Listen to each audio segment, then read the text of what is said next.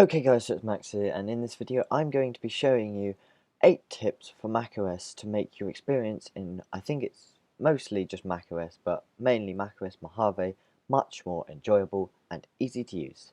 Let's get into it.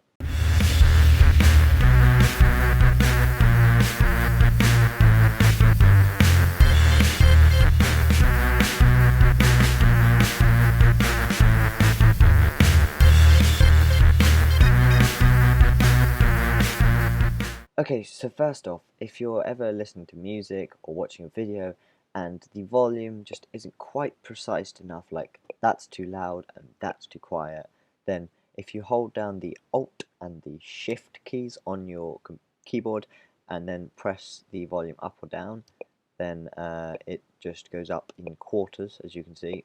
That's now got up a whole incline, but I can go just halfway or just 1/4 of the way, and when you go back down it just does it automatically back to how it was. But yeah, hold down Alt and Shift and there you go, you can get the small increments of the volume adjustment. Now if you're like me and you have the sound icon up here, when you click on it, because I have this Pro Tools aggregate, I don't know, it normally doesn't show this. I don't think the output devices, it normally just has the volume and then sound preferences.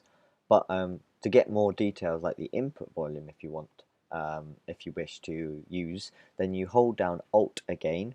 So you hold down Alt and click that, and then you get input and output device, and you can pick either as well as going to sound preferences. And yeah, that was tip number 2.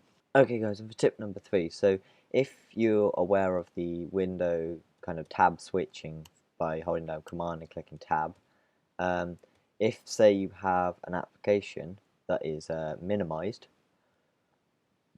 when you go to it, which is not a very good example for Finder, I must say, but when you go to it, say here, now I'm going to Finder, nothing's there. But if I go to Finder and you hold down Alt, you hold down the Option key, it pops up from being minimized. So I'll show you that again. Once it's minimized and you're, say, on a different application, which I don't want to open the Chrome tab, but then you go here and you hold down Alt and it pops up because it's minimized, because otherwise when you are here and you go and minimize it, it goes into its icon, and then if I just go straight to Finder, it doesn't pop up, but if I hold down Option or Alt, it pops up. And for tip number 4, if you're in Notes or anything and you want an emoji, you can get the little show this. If you go into keyboard preferences, you can show the kind of area and all of this kind of stuff.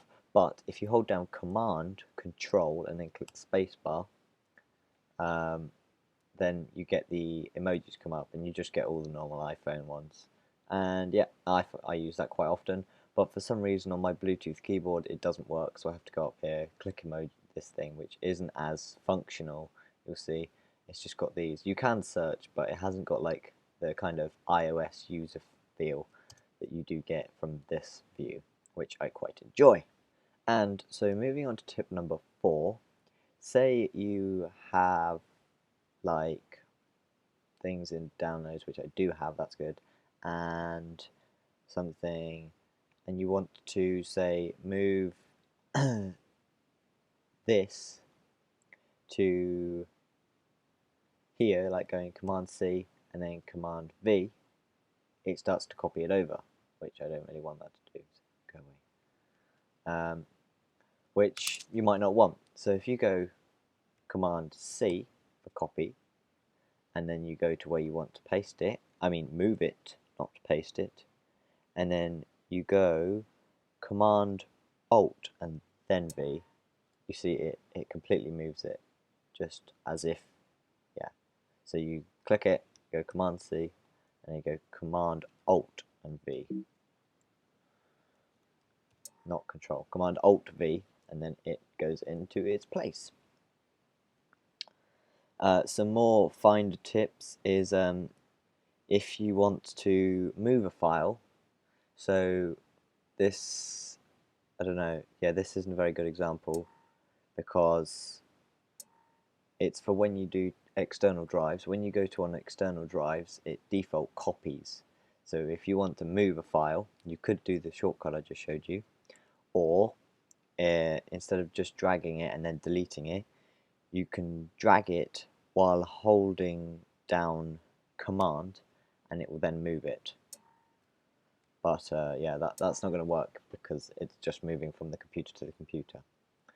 For tip number 7 is for copying a file, which I use all the time. So like in this example, you want to copy the file, but you don't want to go Command C and then Command V, you just want to drag it across. That will just move it, which obviously you want to copy it, so that's not going to work. So you hold down Alt or Option, and then you do it, and it comes up with a little green arrow, which has now just disappeared. There you go. And then it starts copying it over, but I also don't want it there. So yeah, some little Finder tips there. And also one last thing, tip number 8 that I found last night actually. It's if you hold down Command and click an application on the dock, say iTunes, it pops it up in a Finder window in the applications with iTunes selected. But say you don't have an application on the dock and you've got things like me, like they're all in folders, and you just want to quickly go to an application, if you hold down Command and then click an application near where the name is, say I wanted Launchpad, I don't know why you want that, but you know, it just does that.